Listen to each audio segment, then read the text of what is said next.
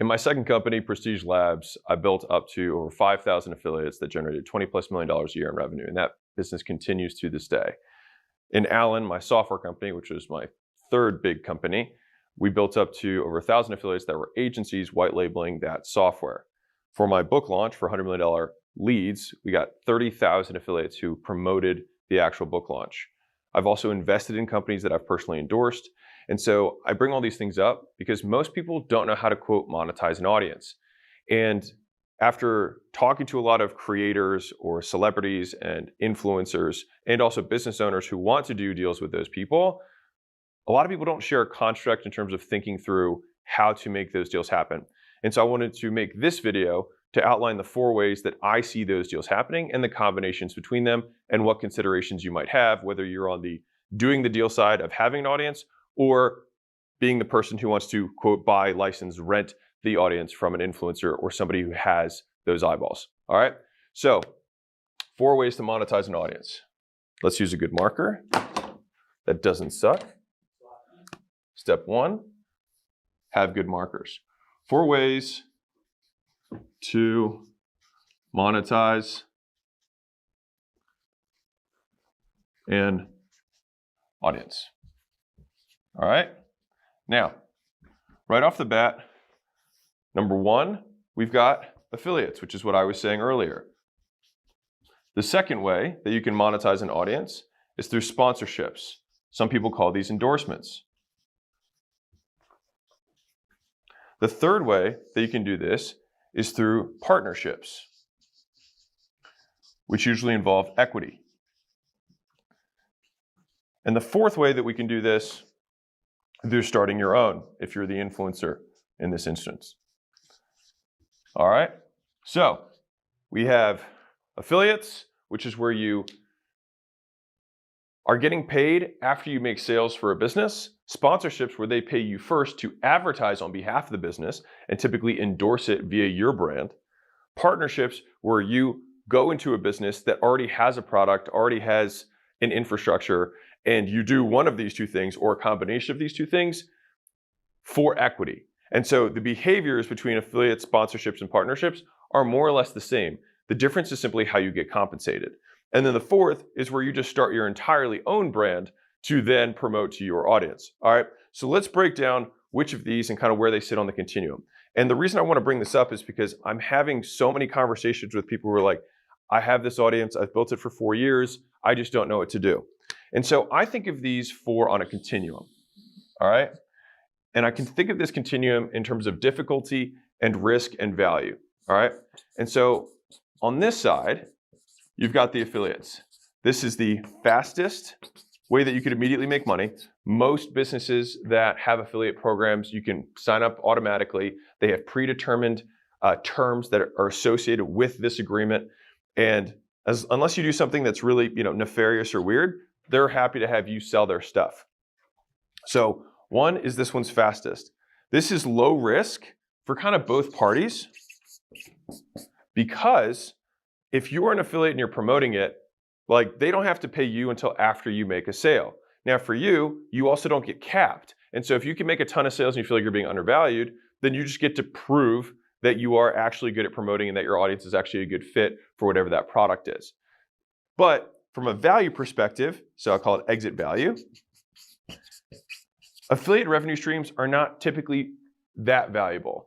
So they will contribute to the sellability of a company, but the majority of that value would come in the terms of a multiple of the cash flow that you're receiving as an affiliate, multiplied or discounted by how reliable the business that you're doing business with is. And so if I'm an affiliate of the US government, you know what I mean, and I recruit people for the military, then I probably can say that my business model is sound and the US government's not going to go away. I'm not getting, notwithstanding, theories and whatnot. All right, but by and large, it's to be a trustworthy third party. On the flip side, if I have some, info thing that is going to disappear tomorrow because there's some arbitrage opportunity that's a business opportunity, then this is going to be basically have no value because that business that underlines that cash flow has no value. All right, and so we're moving along here. So this is the lowest value, probably middle work, lowish risk for you. All right, the next is you've got sponsorships. So sponsorships is where someone pays you first. All right, so you receive cash and then you make the endorsement. And so usually this is in two forms. You advertise to your audience.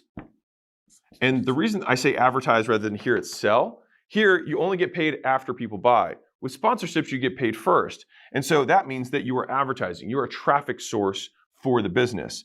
And so you will get paid as a traffic source, typically based on CPMs, meaning cost per 1,000 impressions that you can have in terms of views to an audience. Now, these sponsorships come in the form of you posting stuff to your audience, which for them, they see this as free traffic. They're technically paying for it, but you're monetizing the traffic that you have. The other way, which is the more scalable way, is something called whitelisting, which is basically them taking whatever your posts are and then running them as ads. And so let's say I have a 1 million person audience, I make a post and only 200,000 people see it. And as most content creators would do, you wouldn't want to post over and over again about that thing because it would kind of be like, oh, this guy's just promoting this thing over and over again. It wouldn't feel good, right? And so you might make a post or two every so often to not interrupt the value that you're providing to your audience too much. And so the way to solve this really for both parties is you make an advertisement saying, hey, I just partnered with so-and-so. Their thing is awesome. I've actually been using it for years. Finally came to an agreement. I think you guys might like it. Check it out, right? And so that whitelisting then allows them to blast it to people way outside of your audience. I like this a lot as a win-win because the business pays money to advertise your brand. So they make you bigger and they're spending money to advertise you. But at the same time, they get higher conversion rate because you're probably better on camera, you're better spoken, and you already have a certain amount of warm audience that recognize you, at least your face or your mannerisms, so you convert at a higher percentage. So the business makes money, you grow your brand. This is a really nice partnership. Now, these deals, sponsorships, are harder to come by than affiliate deals because most affiliate companies just have a program, an influencer program, an affiliate program, and you just sign up on the standard terms. Sponsorships tend to be more a la carte, depending on the size of the influencer relative to the size of the company. And so for extreme examples, if you're a huge influencer and there's a tiny company, you'll be able to get an amazing sponsorship deal. If it's a huge company like Nike and you're a small influencer, you might not get any deal and you still wear their stuff. And so it's really the balance between who has how much leverage in the negotiation. Which brings us to the the third one, which is partnerships. All right.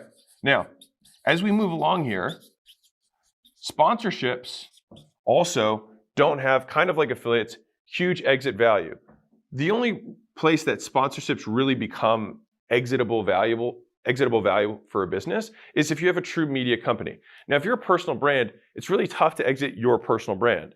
But if I have an army of influencers and I negotiate deals through my network and say, hey, Pabst Blue Ribbon or Budweiser, whatever, I have 1,000 influencers that fit your ideal profile for customers, and I'll negotiate an umbrella deal, and then all of them are forced because you have with them to promote your stuff. Now you have a media company, which is very similar to a talent agency, slightly different, but has a lot of similarities. And so then that sponsorship revenue is really the main revenue of your business, which is that you sell traffic at a discount, right? But for the influencer individually, these two things, very hard to sell. Not really sellable, not much. Now, once we get into this side, these deals get harder and harder to do, and you do fewer and fewer of them as you go down this line. So a partnership can either be a minority deal or a majority deal. Again, if you're going to go partner with a company and you're huge and they're tiny, then it might be a majority deal. If they're huge and you're tiny relative to them, then it might be a minority deal, meaning you're not going to get all of the company. And that can range from 0.01% of the business all the way to you getting 99% of the business in terms of the range. And so anything that you can imagine in terms of economics here is going to be negotiable. But one of the things, or some of the things that I would consider here is performance, which is, this is again for both parties. You can have equity as the form of compensation rather than necessarily cash. And you say, hey, if I bring you an extra 1,000 customers, I get 1% per 1,000 customers that I bring you to the platform or whatever. And then you put a cap on that at some point where you say up to 10%. Great. And so that way it's a little bit balanced for you and for the business. Now, one of the considerations that you have to have if you were the content creator or the influencer is that the the association that you make with their brand is permanent. As soon as you make that public declaration, you transfer all of that goodwill, you transfer that association to them. And so if you are going to do a deal like this, my recommendation is that you want to have at least something up front. So no matter what, for doing this deal, you get some amount of this equity up front and then some percentage that's based on performance. Now, one of the last components that I'll say, and there's obviously a lot of ways that you can do deals, but these are just the things that I think through, is time. And so somebody who's on the business owner side is like, well, I don't want you to just make one association. I want you to keep doing this for a long period of time. And so they can take some of this equity that they want to give you and say, all right, I'm going to give you, 25% of your equity up front. I'm going to give you 25% based on performance, and I'm going to give you 50% over time. And so I want you to promote for the next 4 years. And if for some reason something happens, then you're not going to get that vesting because we had some sort of breakup, right? And so whenever I think through these terms, I just like to think through all the W's, which is who, what, where, when, why, how, right? Which is, okay, I want you to post. And if you're the content creator, you should be asking that same thing, which is, how much do you want me to post, right? And about what? And you have to take into consideration that you have to keep building your brand, right? And so you don't want to just be like all of a sudden some shill, like that's not good. You want to tastefully be able to integrate that promotion into the content that you have. And so you'd have to say, okay, well, I think the best way for us to do this is for me to, put your links in my bio, and I'll put it up for 1 week of the month, and I will make one long form thing that it mentions it, and 5 short form things via posts or stories. And then when you define that, and the reason this is so important is that you define that stuff up front so that it's just very clear. Don't just say like, I will promote the business and whatnot, because it just doesn't work as well. And you might say, I will also record ads once a month that you can then use for whitelisting. And so all of these things, and this is where this gets more nuanced in deal making, is you can be a partner and still have affiliate revenue. You can be a partner and still get paid from a sponsorship perspective. And so these things are not mutually exclusive. But like you might have a primarily sponsorship deal with some element of equity. But I will say on a personal level, the more money you have right now, the more you want to lean this way, because the equity, the sponsorship cash that you choose to take, you do at the expense of equity. And if you believe in the product and you believe that the company is exitable in the future, then in my opinion, it makes sense to delay it for the little bit longer run. But this takes on more risk, because here you get paid today no matter what. Here, you might not ever get paid if the company doesn't sell. And so by taking on more risk, you want to make sure that you're getting a disproportionate reward in the form of stock, shares, options, equity, and things like that. All right. And so as we're walking through this and you're thinking, okay, how can I monetize my brand? It's like, okay, the first level, I can do affiliates and just promote other people's stuff and get paid for it.